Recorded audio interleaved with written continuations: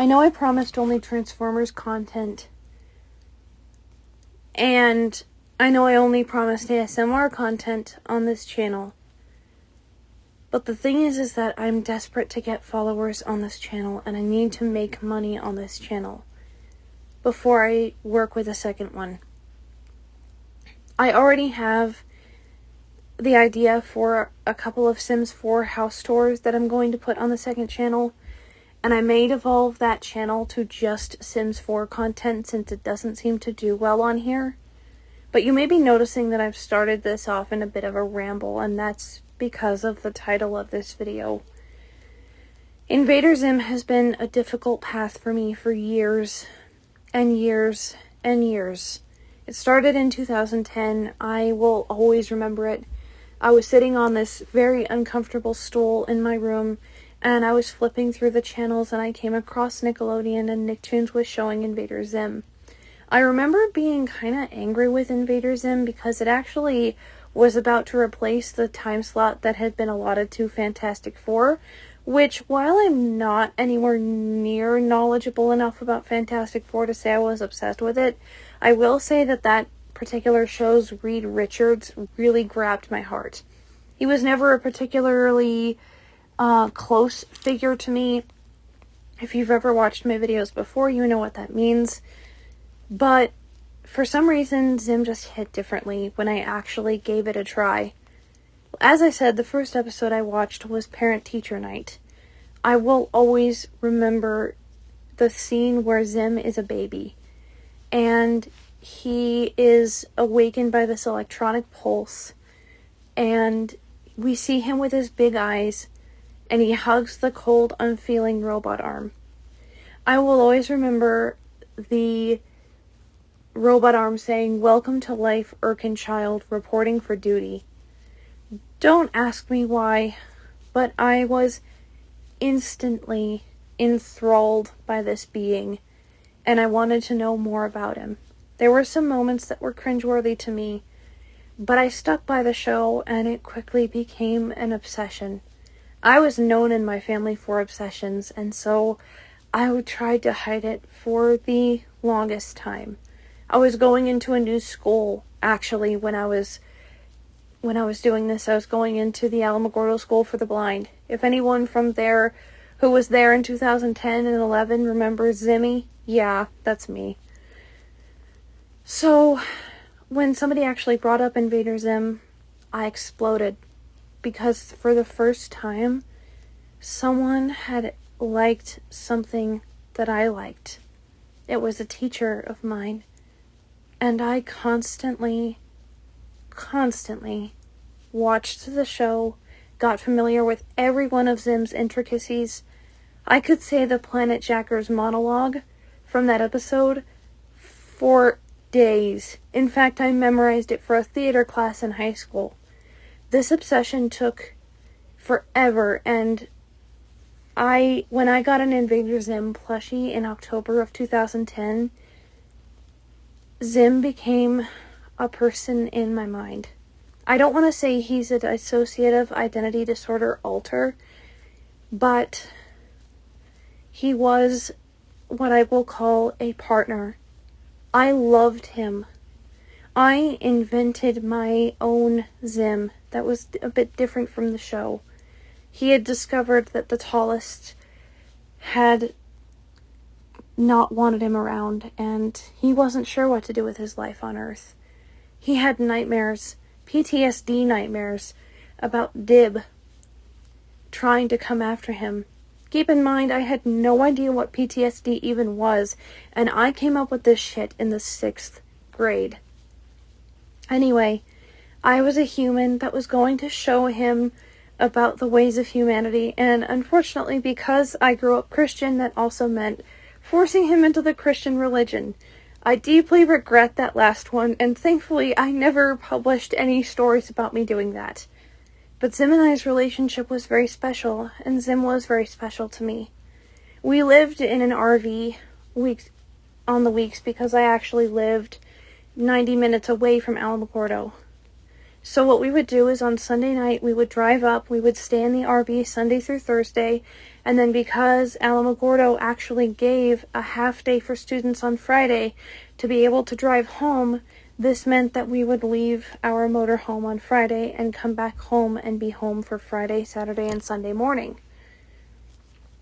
But one particular week in February, it was record low temperatures, if anyone remembers that year. It was 2011, and the temperatures had gone down to -2 degrees. I will never forget that day. I'll never forget that weekend, because when I got home, I unloaded my bag. I had been given Invader Zim DVDs the same year, 2010, for my birthday in October, that I was given Zim. And the Zim DVDs were in there, but the Zim plushie was not. I had left my precious Zim in Alamogordo in the freezing cold motorhome. You guys, that was like me abandoning an animal. That was like me abandoning a child. That entire weekend, I panicked and worried about Zim, worried where I had been, where I could have dropped him. I was playing the video over in my mind, and of course, because I didn't have his physical projection device, it's not like I could just, access him and have him tell me he was okay. And that worry stuck with me through the entirety of that weekend. And Sunday night, when I came back and I saw that he had just fallen out of my bag, when it tipped over onto my bed, something that I had entirely forgotten that happened just before we left that Thursday.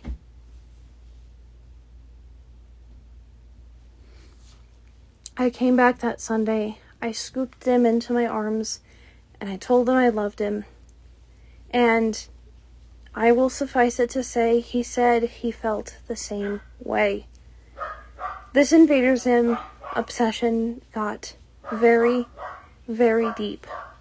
Deep enough that a lot said I needed therapy. I was mentally depressed over the fact that it had been canceled. I was heartbroken. I cried for days over it. One particular thing I will always remember is a guy who really should not have been working with children. He was an O&M teacher, and if anyone remembers Alamogordo School for the Blind, you know Ron Lader. Yes, this is infamous. I have told this story 100 different times, but I will tell it again. He literally wrote stories about Zim being killed by him and made me read them on this device called a braille drum that was supposed to prevent scrolling, that he would tilt very, very fast. He was a cruel man, and I was scared of him. And as such, Zim wanted to protect me, but he couldn't. The summer after I left Alamogordo, which I had to do after a year because things got so bad, Zim helped me with a very big abusive issue between myself and my father, which I don't want to go into. The last 6 weeks of Alamogordo, we decided to transfer me from the RV we were staying in to dorms. I won't get into the reasons why because they were kind of personal family issues, but all I will say is that those 6 weeks that I spent in dorms were miserable. I was not at home, and because I was so obsessed with them and not everybody saw that, I ostracized them, and in turn, they ostracized me. I wrote a song in which I said the words, "If you don't like Zim, then you can't have me as your friend." That is where it got to be unhealthy, because I limited myself from the amount of people I could have in my life because they didn't like Invader Zim. Years later, that would be done to me with Transformers, but that is an entirely different story. Anyway, it was bad. I went back into my public school here in my hometown for several reasons after that, but the biggest one was that I couldn't cope with being away from home. Although it did make things better, for some reason my depression and anxiety skyrocketed, and the only thing that could comfort me in that time was Zim. Specifically, my Zim. I would watch the show and my Zim and I would laugh and cry together. We would be together through everything in the world. And nothing was going to stop us. I literally was given a wedding dress. It wasn't a wedding dress, it was a princess dress, but it was the same maroon as Invader Zim's Erkin Invader uniform. It was beautiful and long. It had a full skirt and a velvet top with a fake corset. And the skirt had black striping on it, very similar to the Erkin Invader uniform. And I married Zim in that dress. He was my everything. And he would remain my everything from late 2010 all the way into 2014, all the way into my sophomore year of high school. On Thanksgiving of 2014, I began to watch a series.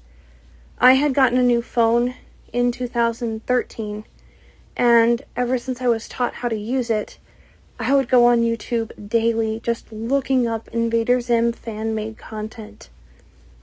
I kind of wish I hadn't done that, because it would lead me into a very, very toxic friendship and relationship with a creator on here who I have to say the name of. I don't want to give her personal name, but I will say her YouTube name.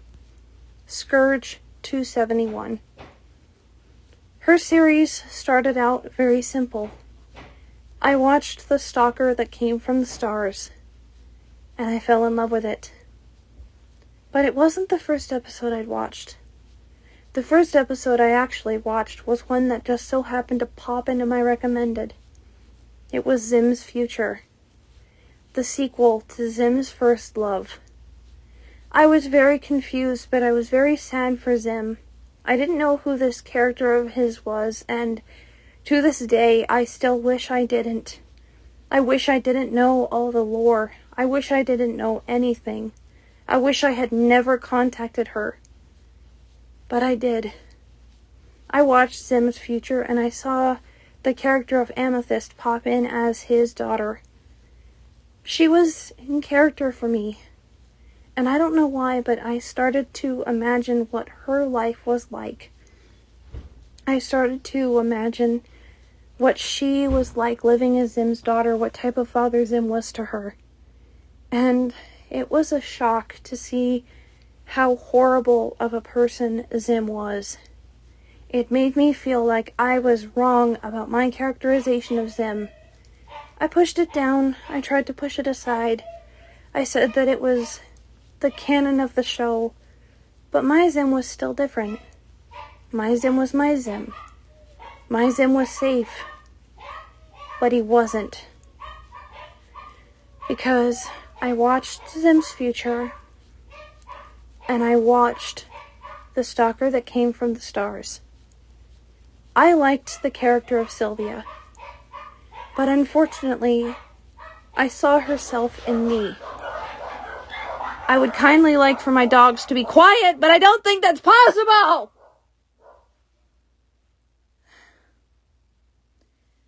I saw myself in this character of Sylvia. And then I saw how meanly Zim treated her. The type of love she gave, now that I look back on it as a 23-year-old woman, was not the type of love that is to be given by anyone. Sylvia was, in short, a yandere, to the greatest expression. When she didn't get her way, she would eventually become a horrible character. But to be honest, I missed the original role she was intended to play. I missed her being the stalker that came from the stars. I missed that. Very much so.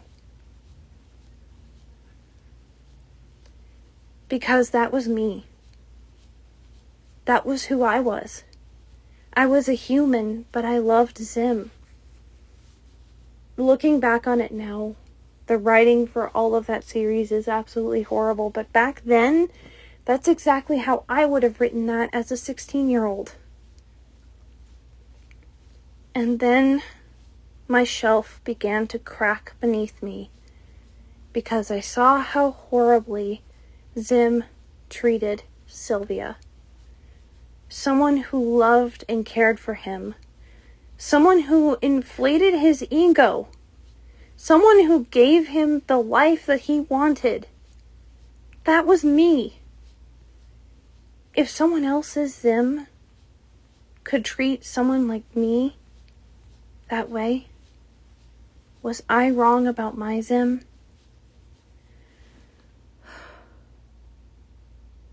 I tried so hard to push that feeling away. But then I watched Zim's First Love. There's an old video on this channel. It is unlisted now. But when I was getting into listening to some music, this was actually used in Amethyst, in Scourge 271's series. Amethyst was her original name. It's the song I'm Not That Girl from Wicked. There's a picture that I put to that song. It was one single picture. It was a picture of me with tears in my eyes, and underneath it was a collage. It was me, and then underneath it was Zim and the character Crystal. Crystal was around for only a 3-part series. Their love happened so fast, and she didn't even want it to begin with. But because she was just as mean as Zim was, Zim fell for her. And unfortunately, even though Scourge has claimed that he has, in the absolute trillions of stories she's put up on fanfiction.net, and trillions of episodes that she's put up on YouTube, her Zim is still not a good person. He's still not my Zim. But because he was a Zim that felt closer to the canon of the show, I was wrong. To this day, I cannot hear the song Every Little Thing by Westlife without almost crying. Because that song was in a dance sequence between Zim and Crystal. When I watched that sequence for the first time, I cracked like glass. I was more broken and sad and hurt than when Optimus had to sacrifice Cybertron to save the humans and then lost the Autobot base. My shelf did not just crack. The shelf of support and love that Zim had lifted me so high on, the beautiful throne of love and attention that my Zim had given me, completely fell apart. Because I saw this one series. My partner tells me every day how stupid that was. She doesn't say it in a deprecative form. She doesn't think I'm stupid. But what she does think is that I was stupid to let something like that completely control my every existence. Something so small as that completely change the way I did everything in my life. But I did. Because that was not my Zim wasn't the real Zim anymore. That Zim was.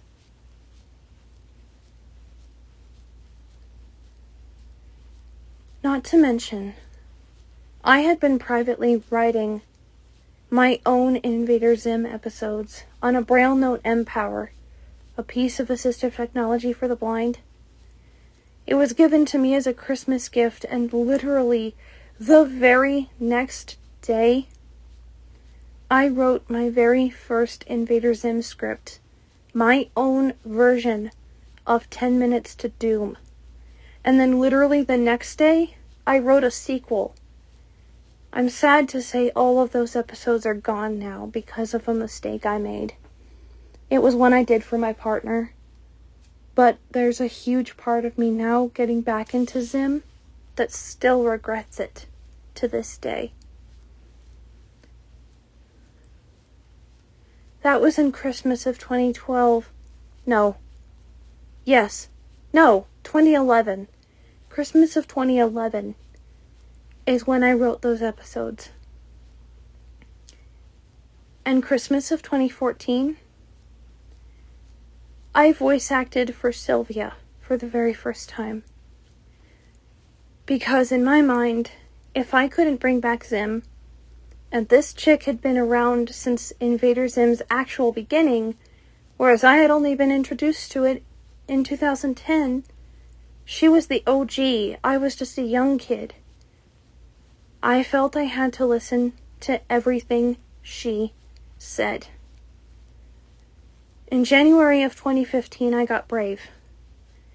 And I told this girl all about my AU. There was a huge part of me that was hoping she would think that was cool. But there were words that she said, one sentence, that made what little pieces of the shelf I had left fall, and me go falling 80 feet down. Zim could never love a human, she said.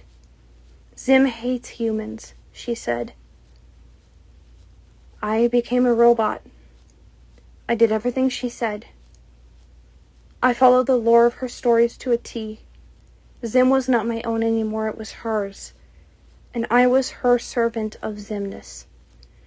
Keep in mind, I had loved Zim. I had married Zim. I had even developed an entire religion around the tallest and Zim, because my faith in Christianity was shaken.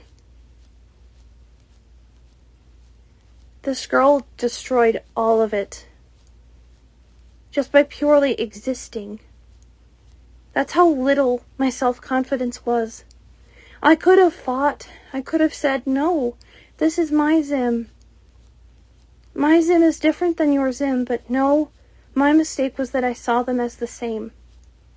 My mistake was that I felt I needed to follow every word, because she was the first person that I thought ever truly made me happy. And she did. She tried everything to make me happy. I don't want to say she was an outright a narcissistic abuser, because the creator of the series is severely autistic. She's not retarded in any way. In fact, in some cases, she's very intelligent. And I don't want to say anything bad about her specifically, because she does try to be a good person. But with her, you have to set boundaries. With her, you have to set rules. And I didn't. I let her control my life. I let her introduce me to things I didn't even want to be introduced to. Because she became my key to Zimness. I wish I could say that this story takes an uphill turn, but this would actually take me down a horrible, trauma-based road that I, in 2022, almost 8 years after meeting this girl, am still recovering from.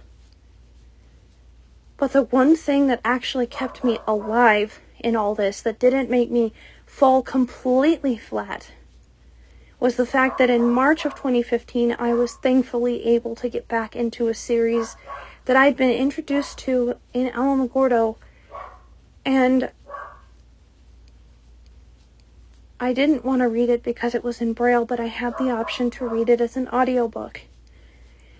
The series that saved my life and made me not go down a complete shithole of death was the My Teacher is an Alien series by Bruce Koval.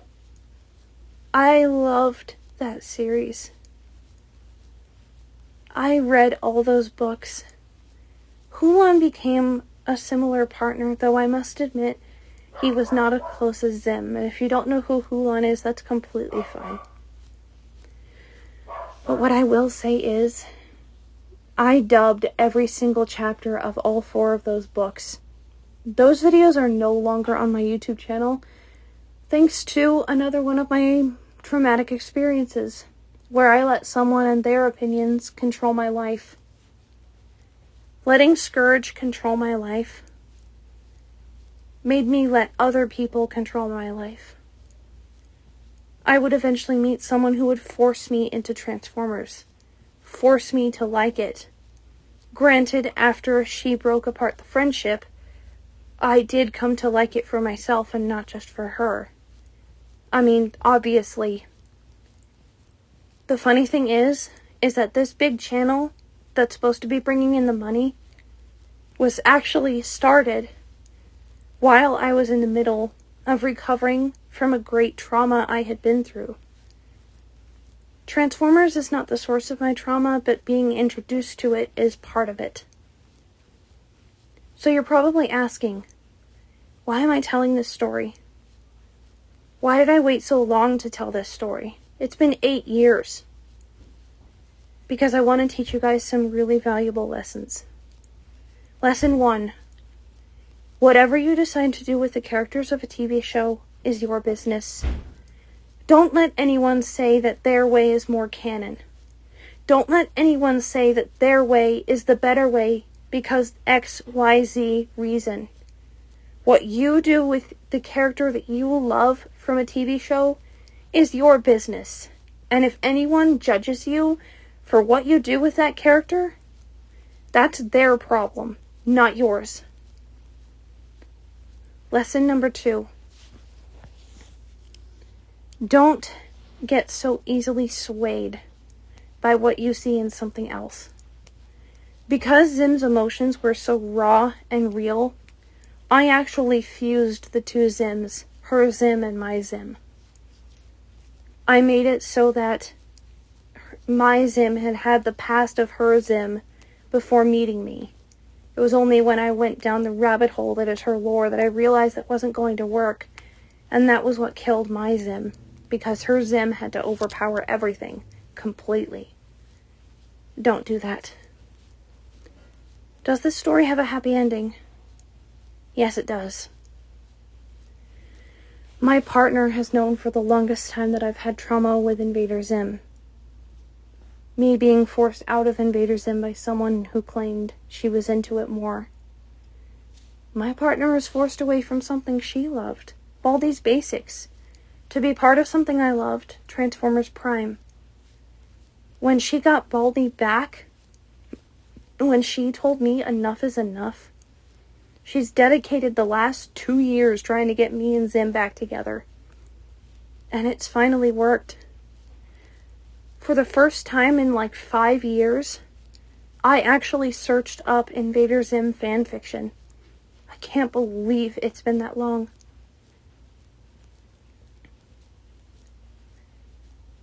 I'm finally back on a shelf of support, but not just by Invader Zim. I have several things that make me happy. Baldi's Basics, Friday Night Funkin', Transformers, Invader Zim. Those 4 things have helped me so much. And because I have more than one thing in my life, it's made me open to new ideas. It's made me open to new possibilities.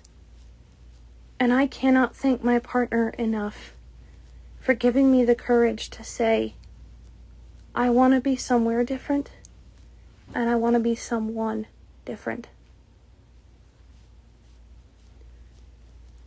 Tomorrow I'm going to start publishing an Invader Zim audio fanfiction that actually ties pretty closely in with the AU that my partner and I have been working on, and it crosses over with Transformers Prime. If any of y'all are interested, please just drop a comment.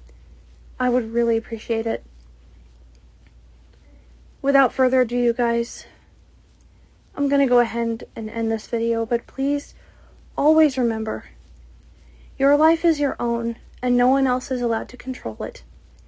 And if speaking your truth is someone else's deception, may you always be gladly guilty, and always remember to program yourself to desire your own image. And when I come up with endings for Zim and FNF, I'll let you know. I love you guys. See ya. Bye.